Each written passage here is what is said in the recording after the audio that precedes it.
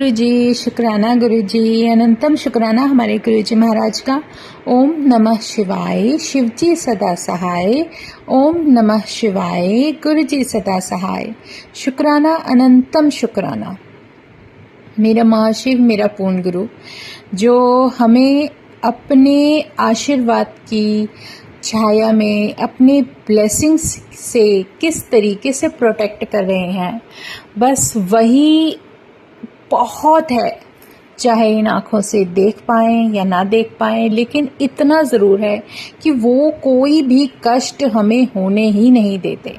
हाँ, अगर हमें कुछ मिल रहा है या कुछ भी है तो वो सब वो कर्माज हैं जो कि शायद प्रभु चाहते हैं कि ये तो तुम्हें झेलना पड़ेगा, क्योंकि प्रारब्ध के अनुसार बिना कर्म काटे तो कोई भी मुक्त नहीं हो सकता। तो जितना हमारे जीवन के लिए, हमारी इस जर्नी के लिए ज़रूरी है, वो सब तो हमें झेलना पड़ेगा। सत्संग गुरु जीवन में बख्शते रहते हैं और देते रहते हैं, और चाहे उसमें पल पल का सत्संग है, बहुत बड़े बड़े सत्संग है, बहुत छोटे सत्संग है। सत्संग अपने अंदर एक बहुत इम्पोर्टेंस रखता है, लेकिन इस सबसे पहले, सत्संग से पहले एक बात ज़रूर मन में उठती है कि मेरे परमात्मा, मेरे भगवान की जगह ना तो कोई ले सकता था, ना कोई ले सकता है। कई बार कुछ ऐसा देखने को मिल जाता है जो देखकर बड़ा दुख होता है कि करने वाला इंसान ये भी नहीं सोचता कि वो सामने वाले की भावनाओं से खिलवाड़ कर रहा है। अभी डुगरी का ही इंसिडेंट है जिसमें ये सब कुछ देखने को मिला, और उसकी वीडियोस कितनी जल्दी लोगों ने वायरल कर दी, मतलब इतनी जल्दी। और वो सब कुछ झूठ, मतलब झूठ कितनी जल्दी फैलता है। बस खैर, जो परमात्मा की मर्जी होता है, उनकी मर्जी से होता है। उनकी मर्जी के बिना तो कुछ होता नहीं है। शायद लोगों को अकल देने के लिए या संगत को ये समझाने के लिए कि क्या सही क्या गलत का फ़र्क आप लोग समझ लो तो ज़्यादा बेहतर है। पर शुक्राना मेरे गुरुजी महाराज का, अनंतम शुक्राना, जो हमें हमारे जीवन में सच जो दिखाना चाहते हैं, जो बताना चाहते हैं, वो तो कहते हैं मैं हर रूप में, हर किसी संगत के साथ, या जहाँ सत्संग का हो रहा होता है, बड़ा मंदिर है, डुगरी है, जहाँ भी है, वो वहीं पर व्याप्त नहीं है। वो आपके घर के हर उस कोने में है। वो परमात्मा, वो एक लाइट है। वो लाइट आप किसी एक सीमित दायरे में या एक सीमित जगह आप उसको कैद नहीं कर सकते हो। वो तो डिवाइन ऑरा है जो आपको हर पल संभाल रहा है।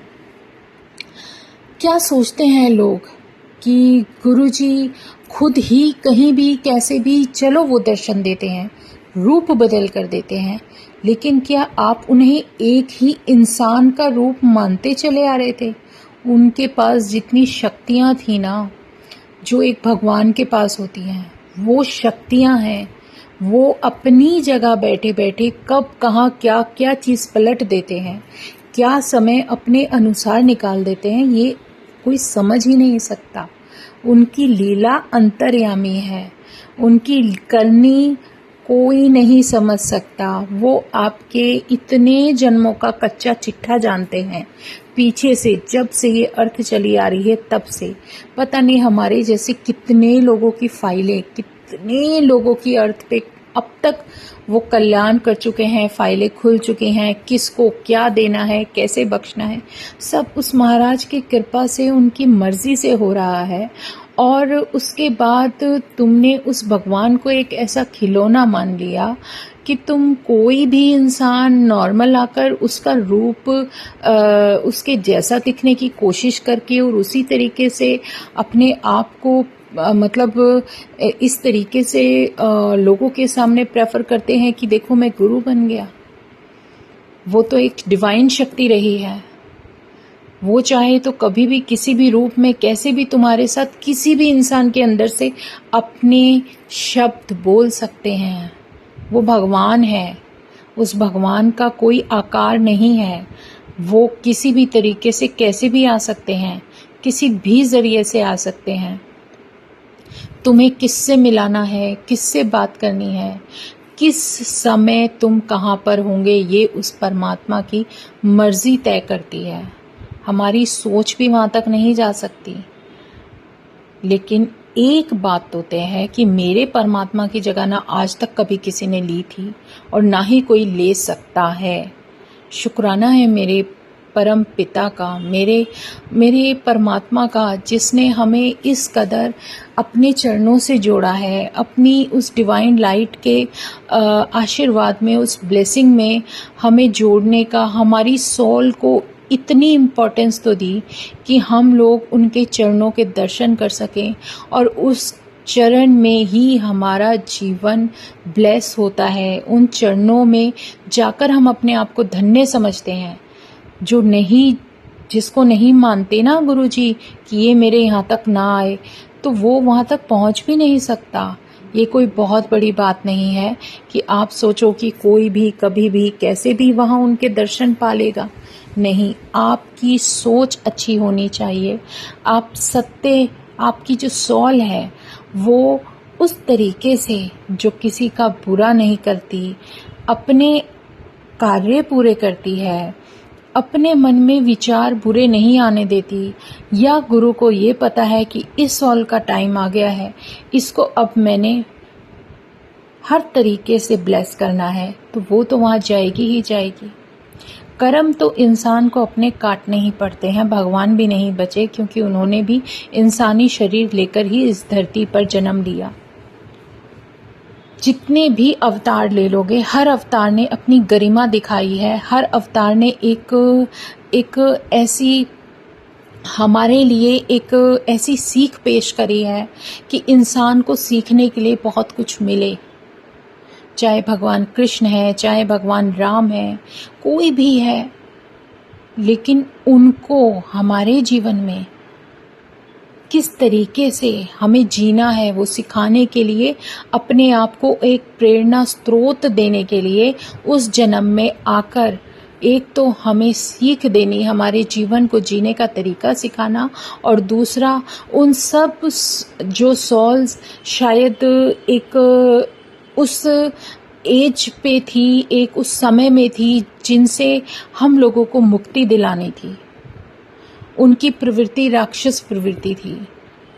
भले ही कोई कितना भी बड़ा ज्ञानी क्यों ना हो, लेकिन जहाँ अहंकार आ जाता है, उस अहंकार से बड़ा राक्षस इंसान के अंदर कभी हो ही नहीं सकता। अपनी ईगो, अहंकार में ही इंसान रह जाता है। लेकिन जो बुढ़ापा है वो किसी को नहीं छोड़ता। और अब ये जो कलयुग है, आप क्या ये सोच सकते हो कि बुढ़ापा हर किसी को आएगा? उसके लिए समय किसके पास होगा? कोई अगले पल का नहीं बता सकता, कोई अगले कुछ दिनों का नहीं बता सकता। पिछले दिन आप अपना रूटीन देख लीजिए कि आपने क्या सोचा था और क्या हुआ है। तो इसलिए परमात्मा हमें बताते हैं कि तू सिमरन करता चल। तेरे भाग्य में कुछ हो ना हो, लेकिन जब पूर्ण गुरु अपने चरणों में ले लेता है, तो जो कृपा उसकी तुम्हारे जीवन पर बरसती है वो कोई भी नहीं दे सकता।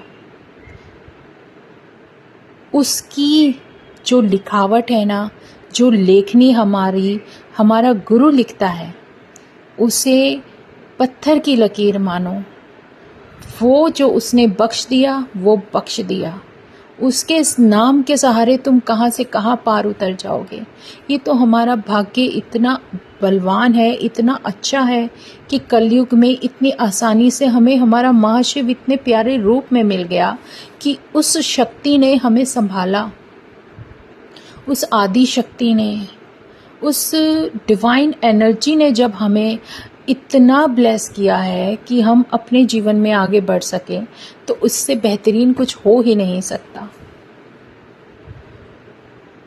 अपने अंदर धैर्य, संयम, सत्य और अपने आप को अच्छा बनाने के लिए जो गुरु हमें सीख देने की कोशिश कर रहे हैं, वो सीख ही अपने जीवन में आगे लेकर चलनी है। कब क्या हो जाए तुम नहीं कह सकते। एक सत्संग है जो याद आ रहा है, भगवान कृष्ण से ही याद आ रहा है। भगवान कृष्ण का नाम लिया, देखो कृष्ण भगवान मुझे एक से एक सत्संग याद दिला देते हैं। एक सत्संग सेवा बख्शी थी गुरुजी महाराज ने, और मुझे उस समय के अंदर लड्डू गोपाल बड़े प्यारे लगते थे, क्योंकि जब वो छोटे से क्यूटी से बच्चे के रूप में बैठे रहते थे और एक हाथ उनका ऐसा बना रहता है और उसमें लड्डू रखा रहता है, तो बड़े क्यूटी पाई लगते थे। मैं कहती थी गुरुजी कितने सुंदर बच्चे, क्योंकि छोटे बच्चे ना हमेशा बहुत प्यार आता है उन बच्चों पर। तो ये उस जगह मुझे नहीं पता था लड्डू गोपाल होंगे। कुछ समय से गुरुजी ने पता नहीं क्या मन में डाला कि मेरे मन में ही होता था कि जब सत्संग हो रहा है तो लड्डू गोपाल साथ में ज़रूर बैठे। तो महाराज की मर्जी और मेरी इच्छा मन में थी, मैंने किसी को नहीं बताई, और वो मेरा भगवान जानता है और मैं जानती हूँ। और ना ही मैंने गुरु को बोला कि गुरुजी मेरे लिए ऐसा करना, नहीं मांगना नहीं है। गुरु ने बोला मांगना नहीं है, तू क्या चाहती है, जो होगा, जो सही होगा, जो जायज़ होगा वो होगा, जो तेरे लिए सही नहीं होगा वो तेरे लिए कभी भी नहीं होगा। ये उसका आशीर्वाद है। तो जैसे मैं उस घर के अंदर एंटर करती हूँ ना, फर्स्ट टाइम एंटर कर रही हूँ, उन होस्ट के यहाँ जैसे मैं जाती हूँ और मैं वहाँ एंटर करती हूँ ना, मैं इमेजिन भी नहीं कर सकती कि मैं उस रूम के अंदर एंटर करती हूँ और इतना बड़ा स्वरूप लड्डू गोपाल का इतना सुंदर सजा हुआ बैठा है और उसके हाथ में लड्डू लेके बैठे हैं कि अभी अभी उन आंटी ने उनको लड्डू दिया है खाने के लिए और अपना वो लड्डू लेके हाथ में बैठे और मुस्कुरा रहे हैं। इससे प्यारा भगवान का दर्शन क्या होगा। तो मेरा गुरु उस रूप में मेरे लिए मेरे सामने विराजित था कि ले तू तो सोच ही रही थी, मैं तो तेरे पास, देख ले कैसे बैठा हूँ। तो वो हमारे मन के भाव, हमारी मन की बातें हमसे ज़्यादा जानते हैं। अगर मेरे लिए वो बहुत कीमती हैं, जो वैल्यूज़ जो हमारे मन में जो आता है ना, अगर वो हमारे लिए सही है, हमारे जीवन को ब्लेस कर रही हैं, तो गुरु एक पल नहीं लगाता, आप मत बोलो, कुछ मत बोलो, लेकिन आपको वो बख्श देते हैं। बहुत प्यारा सत्संग था। उस दिन मैं पूरा दिन उनको निहारती रही, बहुत सुंदर मन करता रहा। तो एक चुनरी ले गई थी, उनको पहनाया, मतलब एक एक बात गुरु पूरी करा देते हैं। फिर ऐसे ही एक बार बड़े मंदिर गई दर्शन के लिए, तो देखो कृष्ण भगवान के रूप में गुरु मुझे ब्लेस कर रहे थे। ये मेरा और उनका कनेक्शन है, वो हर रूप में मुझे ब्लेस करते हैं। वो जर्नी के हिसाब से उन्हें पता है कि इस बच्चे को क्या चाहिए, इस सोल को क्या क्या आशीर्वाद चाहिए। मैं जब कनेक्ट थी तो बचपन में जैसे शिव से बहुत कनेक्ट थी, लेकिन मेरी दादी माँ के मंदिर में एक वाइट कलर की कृष्ण भगवान की मूर्ति होती थी, बहुत प्यारी बांसुरी बजा रहे, सफ़ेद रंग के बिल्कुल खड़े, ऐसे मुस्कुरा रहे होते थे। और उनको मुझे अच्छी तरह याद है, कुछ टाइम बाद ना मुझे जैसे पेंटिंग का बड़ा शौक था, तो उनके ऊपर पेंट करती थी, उनको सजा देती थी बहुत सुंदर। तो मेरी दादी माँ बोलती थी बड़ा सुंदर सजाया तूने कान्हा को, और जब कुछ होता था तो तू इसको सजा दे, पहले कन्हैया को सजा दे, और वही काम मैं करती थी। तो ये एक अपना एक अलग ही सत्संग रहा है जीवन का। हर शक्ति से गुरु ने मुझे जोड़ कर रखा, आदि शक्ति माँ से। जैसे नवरात्रे मेरे घर में ऐसा माहौल था, ऐसे गुरुकुल में मुझे रखा मेरे गुरु महाराज ने कि कोई भी नवरात्रे हैं तो पूरा जोर शोर से मनाना है, व्रत सारे रखने हैं, जन्माष्टमी का व्रत, ये वो, मतलब बचपन पूरा इसमें निकाल दिया। लेकिन वो कहीं ना कहीं उस सोल के लिए वो समय उस औरे में रहना ज़रूरी था जो गुरु ने मुझे ब्लेस किया। तो बहुत प्यारी यादें हैं, शुक्राना है मेरे गुरुजी महाराज का।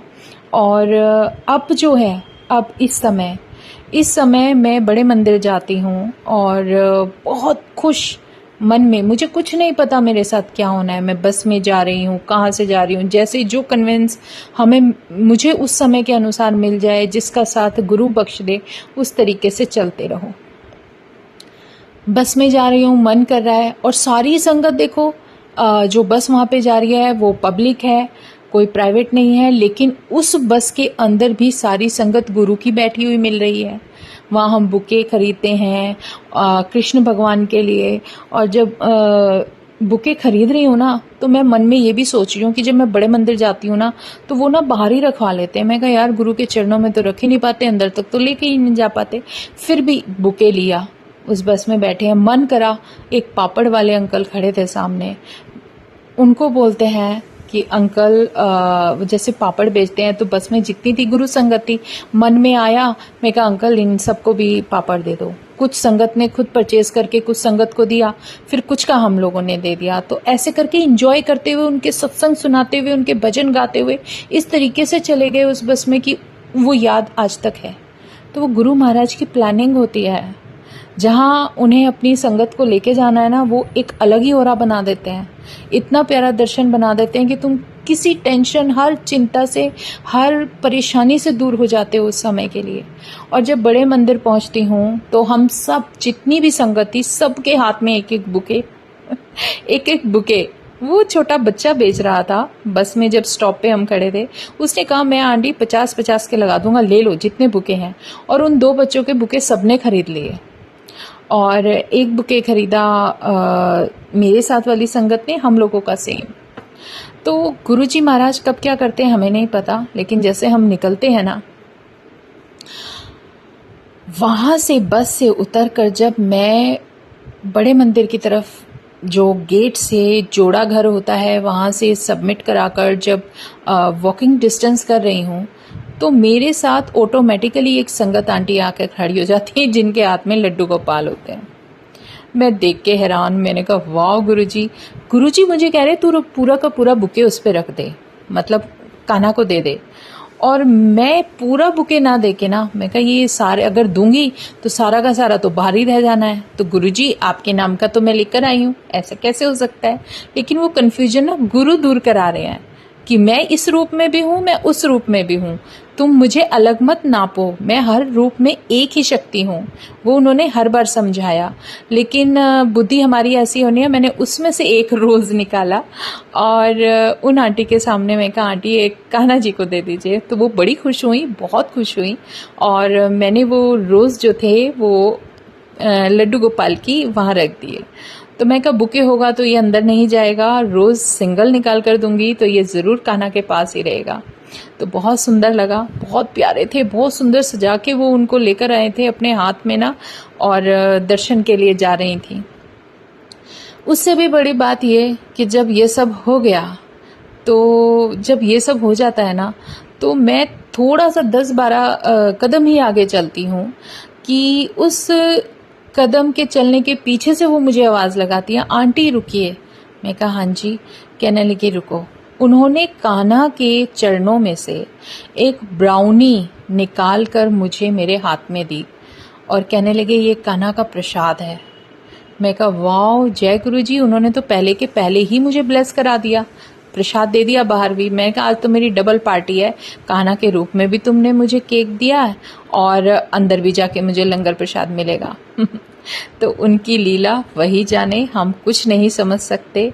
वो चारों तरफ है और ये बहुत बड़ी बात है। औरा कम नहीं है मेरे महाराज का, वो कभी भले ही आप नहीं देख सकते लेकिन वो हमेशा हमारे अंग संग होते हैं। ये भले ही उस आप कैसे उन्हें फील करोगे मैं शब्दों में बयान नहीं कर सकती।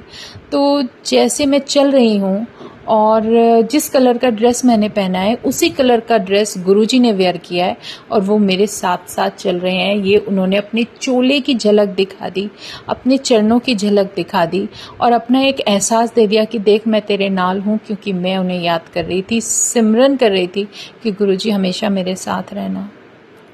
जो उन्हें सिमरते सिमरते चले जाते हो वो आपको दर्शन ज़रूर देती है शक्ति।